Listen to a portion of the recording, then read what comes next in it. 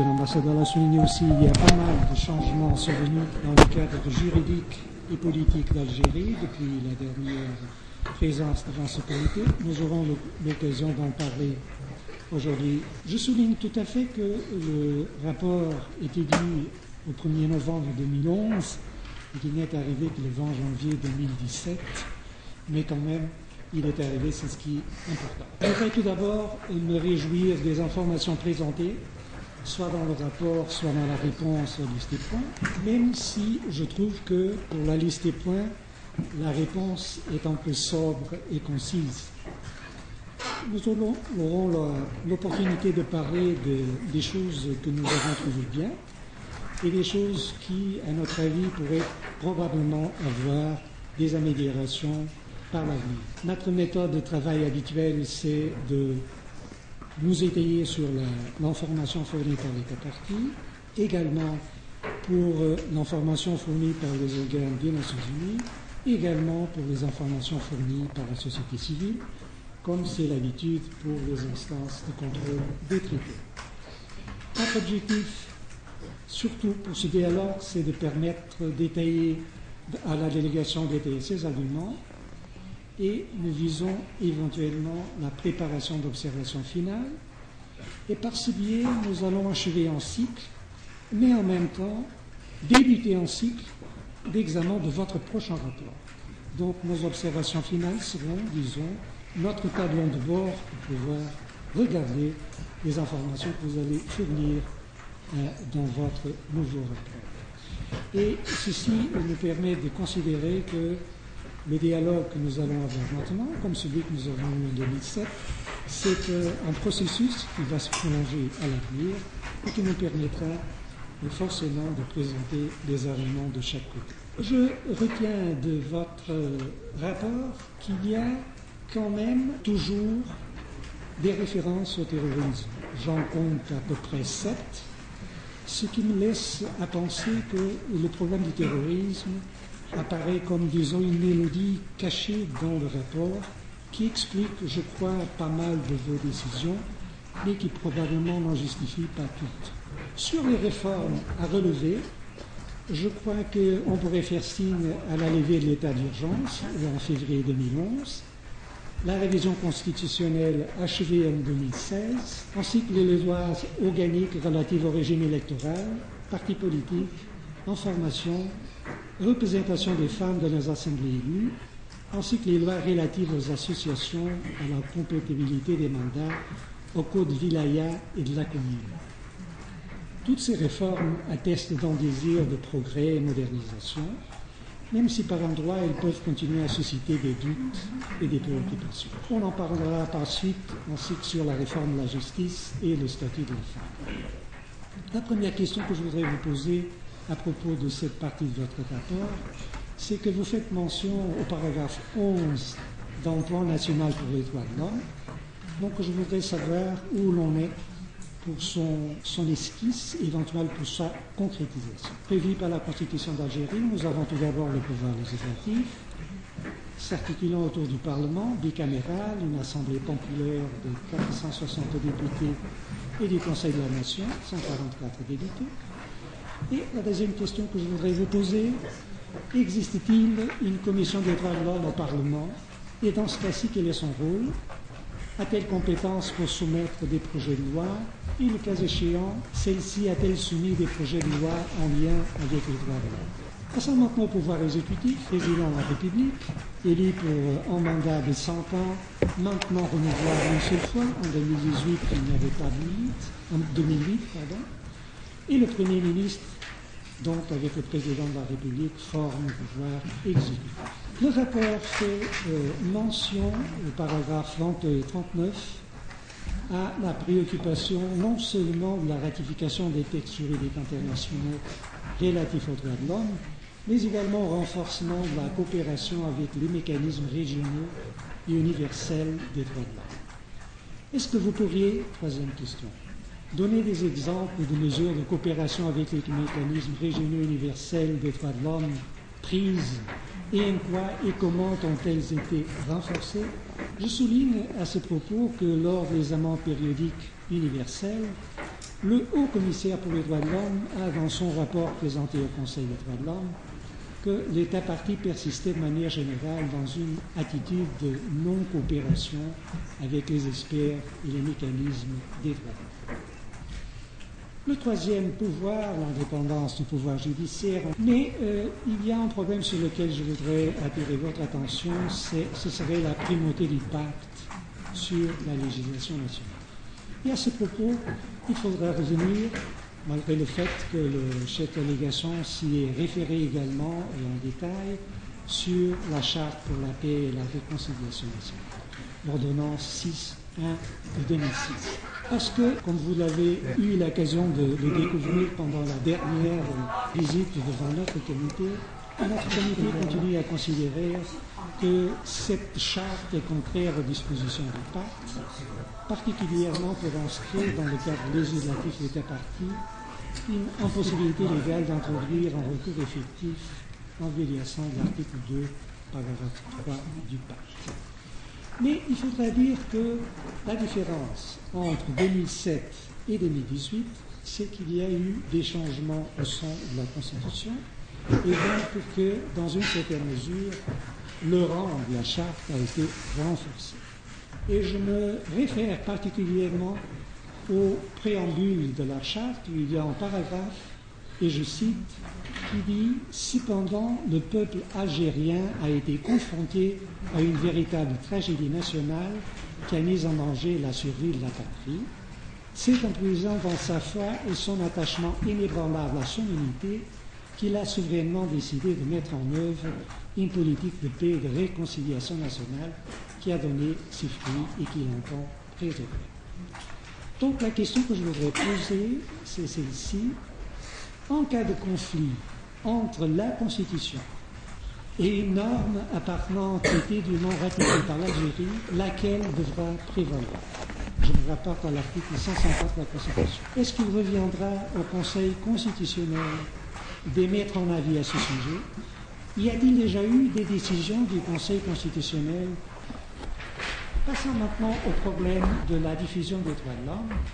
Je souligne que le rapport de l'État partie fait référence à 6 décisions sur le pacte, dont 5 du tribunal de Constantine, ce qui veut dire qu'il s'agit d'une cour qui est assez active en matière de défense du pacte. Malheureusement, les autres juridictions font un peu défaut. Donc, il y a une référence dans le rapport, et je trouve très intéressant, il y a une liste des traités internationaux sur le site du ministère.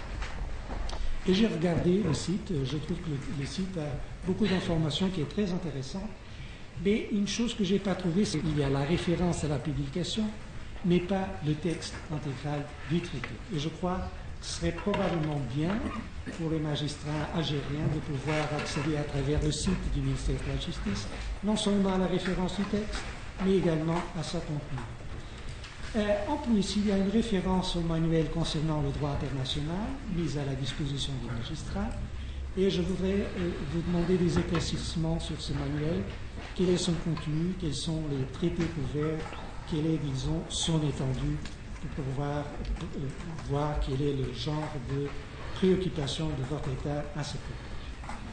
En matière de questions, aussi dans ce domaine, je finirai l'article 1 pour vous demander le nombre de magistrats du parquet et du siège actuellement en fonction, des membres des services pénitentiaires et des différents corps de police et de sécurité, y compris des services de renseignement, ayant participé à des formations sur les droits de l'homme dans les 100 dernières années. Passons maintenant à la deuxième question. Sur la région de Tindouf, d'après la réponse de l'État partie, l'État partie a transféré de facto ses pouvoirs juridictionnels au Polisario pour le territoire sur lequel les camps de réfugiés étaient établis dans la ville de Tindouf depuis 1976, donc il y a pas mal d'années.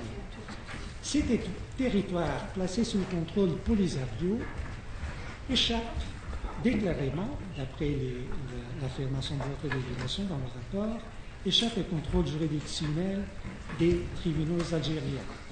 Et les personnes qui y demeurent se voient dans l'obligation de s'adresser au Polisario pour tout recours concernant un droit protégé par le pacte. Polisario dispose en effet d'un système judiciaire, carcéral et policier propre, auquel doivent être soumis toutes les personnes vivant dans les camps de Tindouf et toute personne ayant le statut de réfugié sahraoui. Donc, il s'agit d'un système gouvernemental et juridictionnel parallèle qui est mis en place sur les camps de réfugiés de Tindouf par le Polisario avec l'accord tacite des autorités algériennes. Mais le problème, c'est qu'il y a des allégations de plus en plus étayées par plusieurs organisations de la société civile parlant de personnes tuées par l'armée algérienne ou par les membres du Front Polisario, ou des personnes soumises à des exécutions judiciaires ou à des disparitions forcées. Donc, par exemple, un haut responsable du Polisario qui a été arrêté en 2009, M. Ahmed Khalil Mahmoud Brahim, qui est détenu au secret autorité algérienne depuis 2009. Mais nous avons également des indications de Kakri Alaoua Kandaoud en 2014 avec 3 jeunes Sahraouis qui ont été l'objet de feux par des éléments de l'armée algérienne. M. Alayen Mohamed Abei aussi en 2014. M. Bara Mohamed Brahim en 2017 qui est mort. M. Aftala Abdo Ahmed I. Bibou, qui a également été mort en 2017, M. Brahim Salek Abraïka, qui a été emprisonné et gardé par les autorités du Front Polisario. Et finalement, M. Larabas Abdelrahman Idi, qui a été tué en 2012. Je m'excuse pour la prononciation en arabe, mais je voudrais être sûr de présenter les mesures. Quelles mesures l'État parti envisage-t-il de prendre pour mettre fin à cette situation contraire à ses obligations générales, afin d'assurer le respect des droits garantis par le pacte pour toute personne se trouvant sur son territoire et sa juridiction, et ce quel que soit son statut. Et surtout, pour rendre les responsables de violation de la juridiction de l'État parti. Et quelles informations pouvez-vous donner au sujet de M. Brahim? Venons maintenant aux constatations antérieures du comité. Selon le rapport du commissaire pour les droits de l'homme présenté lors de l'examen périodique universel, le dernier, depuis le 1er avril 2012, ce comité a adopté 24 constatations concluant que l'Algérie ne respectait pas ses obligations au titre du pacte international relatif aux droits civils et politiques, dont 21 portaient sur des affaires de disparition forcée, 2 sur des affaires d'exécution extrajudiciaire ou arbitraire, et 1 sur un cas de détention arbitraire. Jusqu'à présent, l'État parti se contente de se mettre comme réponse aux allégations de violations graves des droits de l'homme commises par les forces étatiques en document général type intitulé Aide-mémoire, en s'abstenant de répondre aux allégations soumises au comité, malgré les demandes répétées de cesser cette pratique. Et nous parlons de à peu près 8000 familles disparues qui réclament la vérité et des dizaines de milliers de victimes de terrorisme. Donc, venons aux questions. L'État parti peut-il préciser s'il entend prendre des mesures pour répondre aux allégations soumises par les auteurs de communication et cesser d'y opposer les démons? Et l'État parti peut-il aussi détailler les mesures prises pour mettre en œuvre les constatations finales adoptées dans le cadre des communications individuelles? À ce propos, il faudra dire aussi que, d'après le paragraphe 3 de l'article 2 du pacte, il revient à les parties de protéger et de soutenir les victimes et témoins de violation des droits de l'homme. Et l'État parti apparaît, d'après les réponses que ce comité reçoit et la contestation, les allégations qui sont présentées par les plénants devant ce comité, que l'État parti continue à recourir à de représailles contre cet auteur de communication. Je me rapporte ici au commentaire général de ce comité. Quelles mesures sont envisagées par l'État parti, par exemple, pour abandonner les poursuites engagées contre M. Rafik Belam Ramia et qu'il soit remis immédiatement en liberté, ainsi que de lui offrir un droit à réparation. Il faudra dire que M. Belam Ramia a été arrêté, interrogé au 20 février 2017. Il est maintenant placé sous le mandat de dépôt, sous le chef d'inculpation d'encouragement au terrorisme, et il demeure emprisonné. La dernière question, quelles mesures sont mises en place par l'État parti afin que tout autre auteur de communication auprès du comité ou dans notre organe de traité des Nations Unies soit protégé contre toute forme de représailles? Je vous remercie à l'avance pour vos réponses. Merci. Thank you, Mrs. Sanders-Price. Thank you, Madame Chairperson.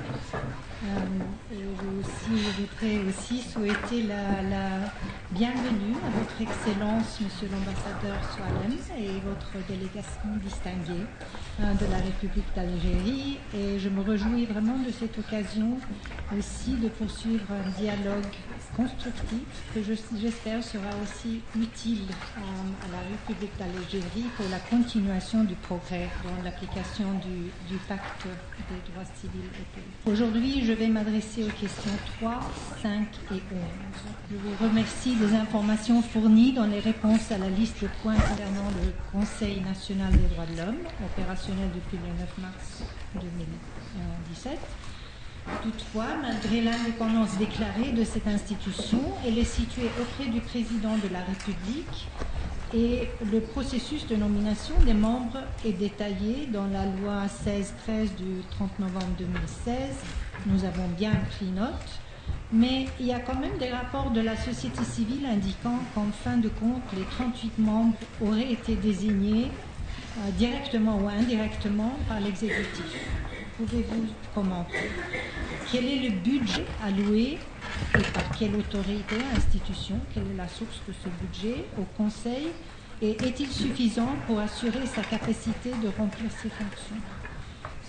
La réponse à la liste de points fournit des informations sur les plaintes reçues par le Conseil depuis son installation, et je vous en remercie. Pouvez-vous aussi nous donner des informations sur les résultats de ces plaintes? Suivant le rapport de l'État parti au paragraphe 65, le Conseil contribue au suivi des observations faites au gouvernement algérien par les organes de traité et instances internationales. Pouvez-vous préciser quel est son rôle précis et quelles sont ses activités jusqu'à maintenant à cet égard? Le rapport annuel du Conseil devait être soumis au président de la République au début de cette année, nous avons entendu. Est-ce fait et est-il publié et disponible à toute personne intéressée? Quelle est la procédure pour rendre les rapports et les avis du Conseil public? Pour le moment, ce Conseil a été accordé le statut B par la sous-commission d'accréditation de l'Alliance globale des institutions nationales des droits de l'homme. Est-ce correct? C'est dans le cas. Et ont des mesures été prévues pour le rendre entièrement conforme au principe de Paris? Et quelles sont ces mesures dans ce cas? Je passe à la question 5. Nous connaissons et nous avons bien entendu votre discours, Monsieur l'ambassadeur, nous présentant le contexte spécifique de la République de l'Algérie, le douloureux passé et les défis présents. Néanmoins, avec eu égard aux réponses à la liste des points, paragraphes 22-24, qui d'ailleurs répète sans portée de précision les paragraphes 55 et 58 du rapport de l'État parti de janvier 2017, nous constatons que les articles 45 et 46 de l'ordonnance numéro 0601 de la mise en œuvre de la Charte pour la paix et la réconciliation nationale restent un obstacle qui bloque la possibilité des victimes de violations passées et leurs familles non seulement d'exercer leur droit à un recours utile en article 45, mais même de la possibilité d'exprimer leur opposition aux mesures d'amnistie ou à l'impunité des forces de défense et de sécurité et de groupes armés, puisque l'article 46 pénalise toute critique à cet égard.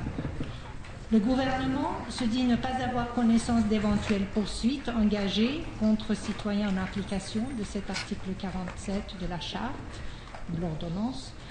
Le comité a mis en place de mesures provisoires concernant la non-application de cet article depuis le premier cas Boucherf, et cette information tend à nous confirmer que ces mesures ont été appliquées. Pourtant, les mesures provisoires, c'est-à-dire du comité. Pourtant, nous avons des informations que récemment, dans le cas de M. Abdellah Benaoum, en mars de cette année, l'article a en effet été appliqué parmi d'autres charges et qu'il a été condamné à 2 ans de prison, y inclus à la base de cet article. Pouvez-vous commenter? Mais même si cet article ne s'applique pas directement par des poursuites, son effet reste un instrument important de réduire au silence tout opposant de l'impunité de la Charte. Selon les informations à la disposition du comité, il paraît que des membres de familles de victimes continuent avec régularité à soulever ces questions, y inclus en initiant des manifestations ou des discussions lors de réunions d'associations, mais ces initiatives sont réprimées par les forces de l'ordre et les participants subissent harcèlement et violence. Pouvez-vous commenter ces allégations ainsi qu'indiquer quelles sont les possibilités réelles de protester l'impunité qui résulte de l'application de l'ordonnance de la Charte? Suite aux appels de ce comité dans sa jurisprudence concernant l'Algérie ainsi que dans ses recommandations de garantir le droit à un recours effectif, y inclus par une réforme des articles 45 et 46 de l'ordonnance numéro 0601, je prends note de l'information de l'État partie dans le rapport que seul un référendum pourrait réviser ces actes législatifs. Pouvez-vous expliquer quelles sont les étapes constitutionnelles pour aboutir à un tel changement de cette ordonnance? Expliquer, outre ce chemin, quelles autres mesures sont considérées par l'État partie pour garantir en pratique l'accès à un recours utile et efficace pour les victimes de disparitions forcées et leurs familles et mettre un terme à l'impunité dont jouissent les auteurs de violations graves des droits de l'homme, en particulier d'exécutions arbitraires et de disparitions forcées. L'État partie nous a aussi informé que la grâce, la commutation de peine ou l'extinction de poursuites ne sont pas applicables aux personnes qui se seraient rendues coupables de viol, de torture, d'attentat à l'explosif dans le lieu public, de meurtre prémédité ou d'enlèvement. Pourtant, nous avons eu des exemples de cas où ces limitations ne semblent pas été appliquées. Par exemple, le cas de Mme Boulia, qui allègue que sa fille Sania a été tuée par le groupe d'un voisin terroriste repenti, qui lui-même lui l'affirma. Après avoir adressé le procureur du tribunal de l'Arba pour l'informer de l'assassinat de sa fille en lui précisant les informations, y inclut le nom du coupable présumé, il a été informé par le procureur de ne plus rechercher sa fille car son assassin présumé bénéficiait de l'immunité grâce à la Charte. Pouvez-vous commenter le cas et comment l'État partie garantit un recours utile et efficace pour cette victime ou d'autres comme elle? Pouvez-vous, s'il vous plaît, fournir les informations précises et exhaustives demandées aussi dans la liste de points, mais pas fournies encore, sur les mesures de grâce, commutation et remise de la peine de l'extinction de l'action prévue dans la Charte appliquée? Je prends note de la réponse de l'État partie dans le rapport et la liste de points également que la mise en œuvre des textes d'application de la Charte sur la paix et la réconciliation nationale a permis de trouver des solutions aux cas allégués de disparition forcée, y inclus par une large adhésion volontaire de familles de personnes alléguées disparues à l'indemnisation et à la prise en charge sociale.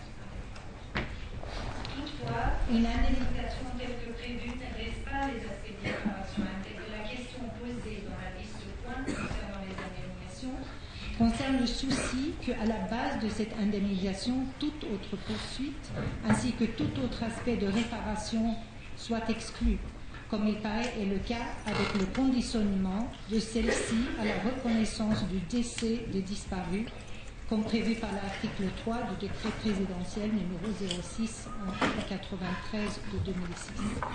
Donc je réitère la question déjà donnée à l'État partie, si l'État partie entend réviser cette demande ainsi que de permettre de rouvrir les cas où les familles auraient reconnu le décès de leurs proches sous la pression financière ou même de conflits familiaux. Je vous remercie des statistiques des affaires de disparition forcée fournies dans le tableau 3 de l'annexe aux réponses, mais je serai reconnaissante de précision aussi sur les mesures spécifiques pour les enquêtes menées, 3 en 2016 et 31 en 2017, où vous avez les informations dans l'annexe, ainsi que les poursuites et leurs résultats. Décisions judiciaires de condamnation ou d'acquittement, sanctions appliquées, réparations aux victimes et leurs proches. Quelles autres mesures ont été prises et sont prévues pour faire la lumière sur ces disparus, de les localiser en cas de décès, de restituer leurs dépouilles aux familles? Commentez, s'il vous plaît, les informations selon lesquelles des fosses communes ont été découvertes mais sans aucune mesure prise pour identifier les corps, et aussi l'existence d'un grand nombre de tombes sous X dans les cimetières. Pouvez-vous nous fournir des informations sur quelles mesures ont été prises sont prévues dans ces cas? Pouvez-vous indiquer aussi quelles mesures ont été prises pour établir un registre public et central de tous les lieux de détention? Qu'en est-il du rapport de la Commission nationale ad hoc sur les disparus? A-t-il été rendu public? Et sinon, pourquoi est-il prévu encore de le faire, même s'il date déjà de quelques années? Le rapport de 2017 ainsi que les réponses de l'État partie de cette année indiquant la coopération avec le groupe de travail sur les disparitions forcées ou involontaires ainsi que l'invitation qui date de décembre 2013 à ce mécanisme. Pouvez-vous nous informer sur le progrès de ce projet? Quelles démarches concrètes ont été prises et quelles sont les dates prévues de cette visite? Quelles mesures ont été prises par l'État partie pour élucider les cas soumis au groupe de travail? Répondre aux informations selon lesquelles il y a des cas récents de disparitions forcées, y inclut quelques-unes soumises au groupe de travail sur les disparitions forcées ou involontaires. Quelles mesures concrètes ont été prises et sont envisagées pour mettre en œuvre la garantie de non-répétition de telles actions? L'Algérie a signé la Convention internationale pour la protection de toutes les personnes contre les disparitions forcées en 2007 déjà. Quelles mesures ont été prises pour la ratifier? Où en est-il de ce processus et quand est-il prévu de le finaliser? Et enfin, le dernier point, il en est de même pour le statut de Rome de la Cour pénale internationale. Je vous remercie et j'attends avec impatience vos réponses. Merci beaucoup. Thank you, Madame Upstairs. Merci, Madame la Présidente. Je voudrais saluer chaleureusement la délégation de l'Algérie avec lesquelles je souhaite que le comité puisse avoir un dialogue des plus constructifs. J'aborderai aujourd'hui deux questions. La première relative aux mesures de lutte contre le terrorisme, la seconde relative à l'interdiction de la torture et des traitements inhumains et dégradants. Le terrorisme constitue une menace majeure et une violence aveugle qui doit être combattue. Si les mesures antiterroristes sont nécessaires pour protéger les citoyens, le droit impose aux États de veiller à ce que ces mesures respectent les droits de l'homme. Les réponses fournies par l'Algérie sur ce sujet précisent qu'en l'absence d'une définition universellement acceptée, ce qui est juste, la législation du pays s'est inspirée de plusieurs législations et c'est dans ce sens que l'article 87 bis du Code pénal considère comme acte terroriste ou subversif tout acte visant la sûreté de l'État l'intégrité du territoire, la stabilité et le fonctionnement normal des institutions, par toute action ayant pour objet de semer la terreur et porter le droit à la vie et aux libertés fondamentales. Tout en reconnaissant, nous l'avons dit tantôt, l'absolue nécessité de combattre ce fléau, il n'en demeure pas moins que cette définition du terrorisme soulève plusieurs problèmes en ce qu'elle est partout, tout en associant aux actes terroristes des actes dits subversifs. Il s'ensuit que les règles appliquées aux personnes suspectées de terrorisme sont contraires, pourraient être contraires aux dispositions du acte, y compris les articles 9 et 10. Aussi, il convient de savoir si l'État partie envisage une révision de la définition du terrorisme de manière à la rendre conforme aux dispositions du pacte, tout en garantissant aux personnes susceptibles d'actes de terrorisme le respect des droits.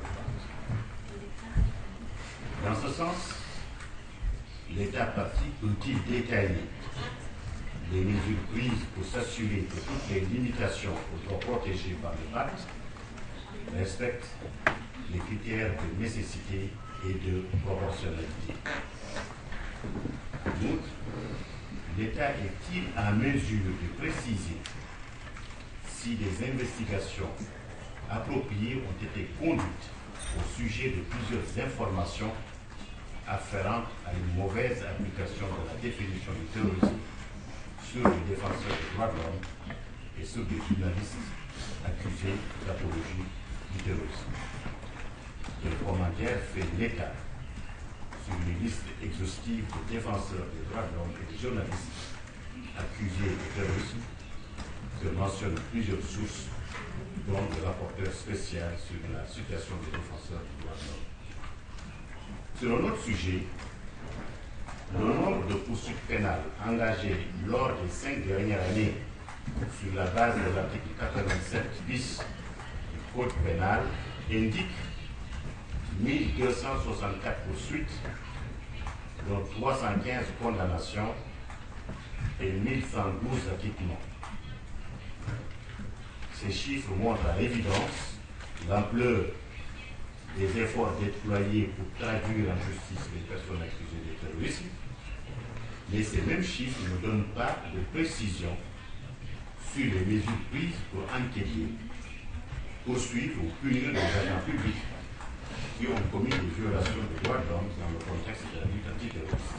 C'est dans ce sens qu'il sera demandé à l'État parti s'il peut envisager, dans un délai prévisible, une révision de certaines dispositions de la Charte pour la paix et la réconciliation nationale qui, comme l'a dit par les autres, interdit toute poursuite contre les éléments de force de défense et de sécurité. Au sujet de la question de l'interdiction de la torture et des traitements inhumains ou dégradants, nous aborderons la question de la définition et des poursuites. Sur la définition et l'incrimination de la torture, la Constitution de 2016 contient une interdiction de traitement cruel, inhumain ou dégradant, mais ne prohibe pas explicitement la torture. En outre, le Code pénal algérien incrimine séparément la torture dans son article 263 bis, mais cette définition reste incomplète et mériterait de se conformer à celle retenue par la Convention contre la torture que l'Algérie a ratifiée.